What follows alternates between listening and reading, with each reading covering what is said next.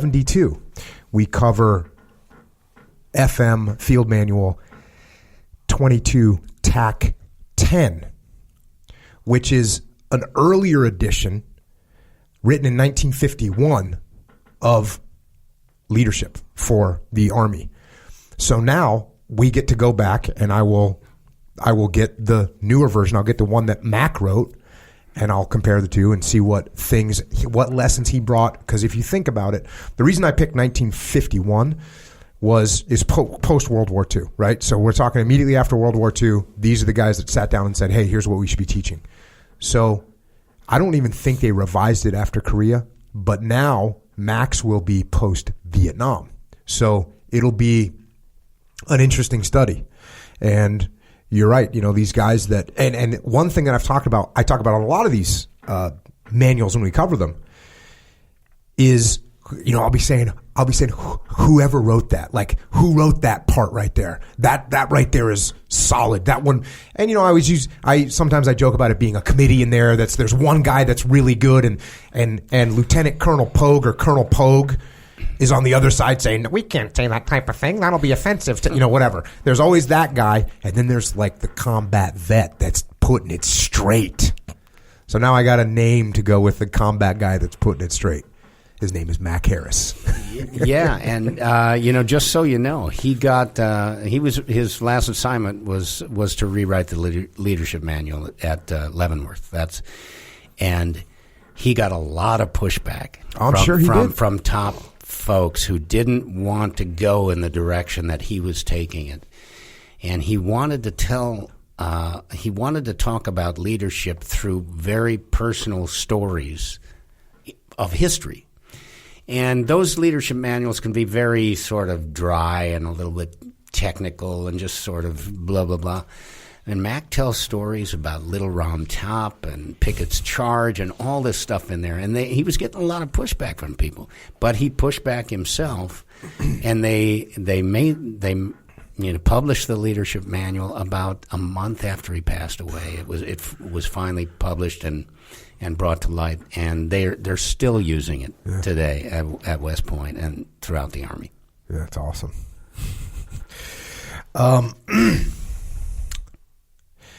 We're going to jump forward a little bit here. Moira and I made a decision to break from Steppenwolf, move out to Los Angeles. Your parents had moved out there and lived with my parents for a while. We also decided to get married. Mom was thrilled and jumped into wedding planning with Moira, but I could tell something was churning in Moira's mind. One day shortly, and again, I'm skipping around because I can't read this whole book. People got to buy the book. One day shortly before the wedding date, Moira told me she planned to fly home to Illinois to spend some time with her mom before coming back for the wedding. A couple of days after she landed in Chicago, the phone rang. Gary, I don't want to get married, Moira said. I'm not coming back. Well, what? I said. She paused and added, I can't do it. Wait, invitations have gone out. We've got all the food ordered. I know, but I'm not going to do it. I can't. I just can't. So that's kind of... And that's got to be a big hit. Or were you nervous about it too, enough to be like, well, I guess we're good? Well, because how old were you? I was more afraid of my mom, who was spending the money on the napkins and the tablecloths and things like that. Then, okay, I accepted it. I was disappointed, but then I accepted it, and we kind of went our separate ways for about a year and a half. And here we are all these years later, back together, and we've been married many, many years now. I had to talk about this. In late summer 1979, I found out that Robert Redford was making a big movie called Ordinary People, and I landed an audition, but didn't get called back. How could that be? I was perfect for this role, I thought. Mr. Redford didn't know what he was missing. The story takes place in Lake Forest, Illinois, right next to Highland Park, where I grew up. This is me. I already know this character inside and out. I should be playing this part. I'd heard all these Hollywood urban myths, like the one where Steven Spielberg climbs over the fence at Universal Studios and gets his start in the film industry. I thought, hey, I can do that too. As soon as he sees me, Mr. Redford will cast me. All I need is for him to see me face to face. So I sneaked into the Warner Brothers lot, planted myself down on the couch in the office of the casting director, Penny Perry, and informed the receptionist that I wouldn't leave until I could have an audition with Mr. Redford himself. The receptionist asked if I had an appointment. I said no, but explained the story. The receptionist went and told Penny, and Penny came out and asked in a kind but very flat voice, "Gary, what are you doing?" "I know I wasn't cast," I said, "but I grew up in Highland Park. I'm perfect for this movie. I need to see Robert Redford." She sighed. "Sorry, you are not going to see Robert Redford." "Well, I'm not leaving. I'm going to sit right on this couch until I do." She crossed her arms. "Gary, don't do this. If you don't get off the couch, I'm going to have to call security." "Please, I grew up right there." Penny's eyebrows lowered. "You auditioned. You didn't get called back. Leave the building or you will be taken off the lot." I stared back at her, silent, hangdog. Reluctantly, I accepted the fact that Robert Redford would not be meeting Gary Sinise that afternoon. I slowly got up, utterly defeated, left the office, and walked out the front of the gate of the studios. I wasn't doing very well in this town.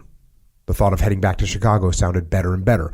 On the way home, I came to the conclusion that had been brewing in me for a while now. Hollywood hates me. Timothy Hutton landed the part. It was his first acting gig since playing a bit role in a movie when he was a kid, plus a few small TV slots on Disney. Tim had never lived anywhere close to Highland Park, but for his performance in Ordinary People, he ended up winning an Oscar. He was only 20 when he won the youngest male actor to win an Academy Award for Best Supporting Actor. And I had to admit it.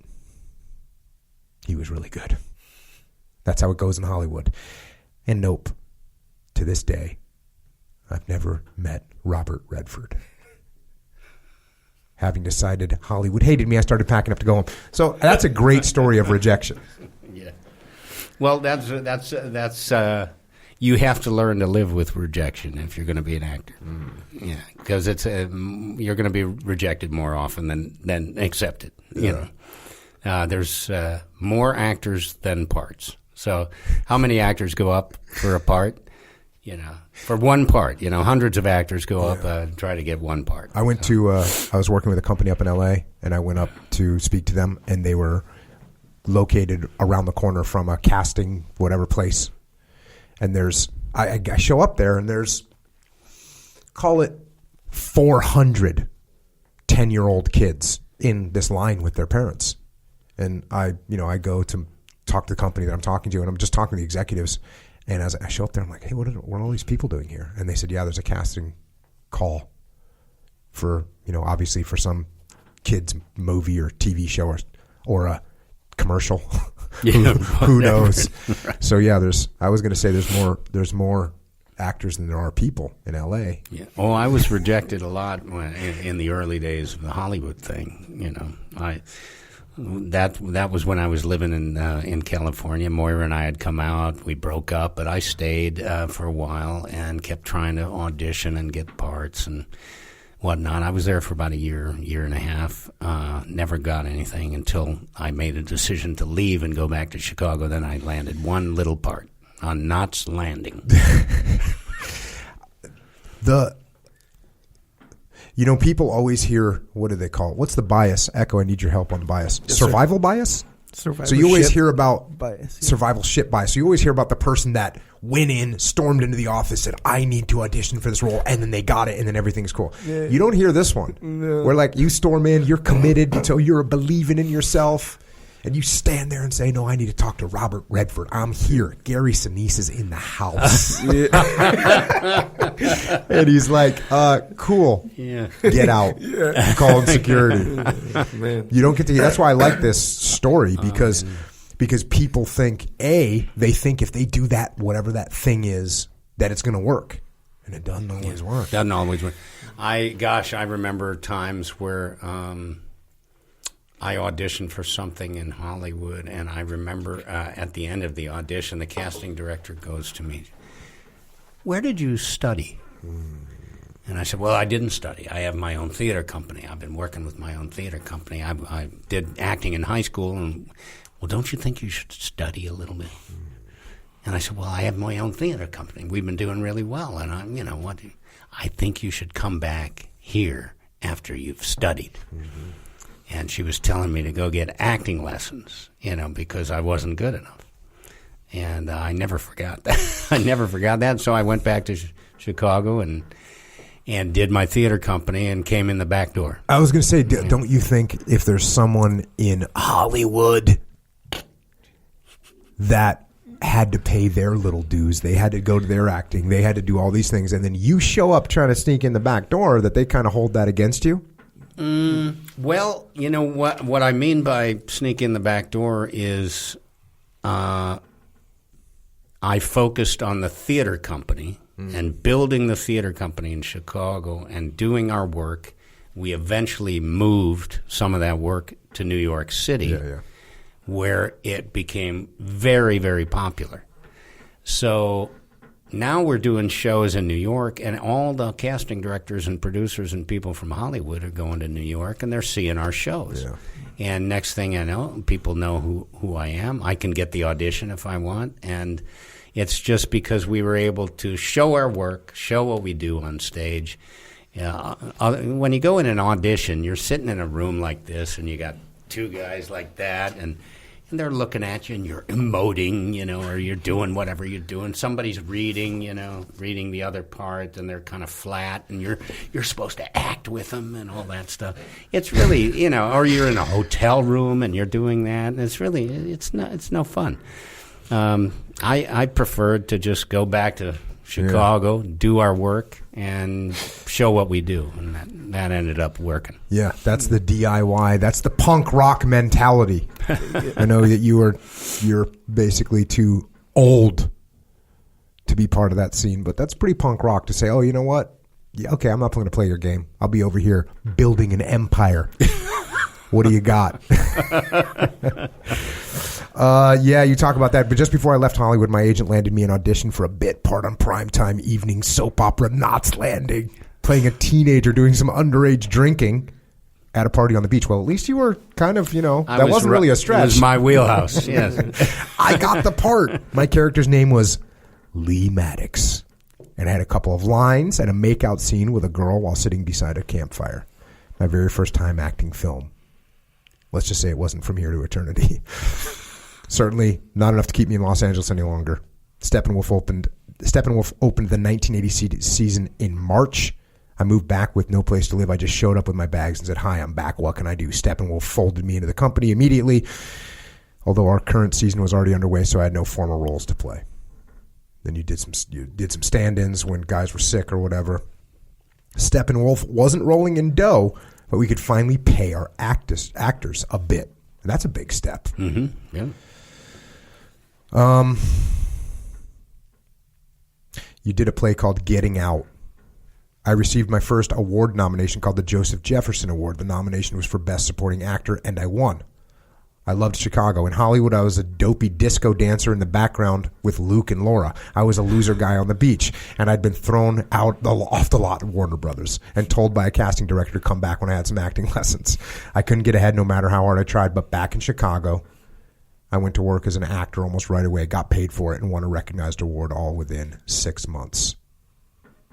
Meanwhile, this is going on. Moira finished nursing school in California, yet she never worked as a nurse. She moved back to Chicago in 1981 and rejoined the company, and we formally rekindled our relationship somewhere in the middle of the revival production of Balm in Gilead. Balm in Gilead. Moira and I took a good look at each other, shrugged, and said to each other, hey, let's get married. So you're back in the game. H.E. Bacchus. Keep forgetting it. Bacchus. Yeah. Bacchus. H.E. Bacchus was the artistic director. He quits. And then it's between you and Malkovich being suggested to be the A.D. artistic director. You like that, Echo Charles? Yes. He's kind of a Hollywood guy. The ensemble voted, and you landed the position. You thought Malkovich was relieved. And this is where I sent some Mac Harris. I was convinced. So now you're taking over as the artistic director, so what does that mean? You're picking the plays? Yeah, run the company. Yeah, basically.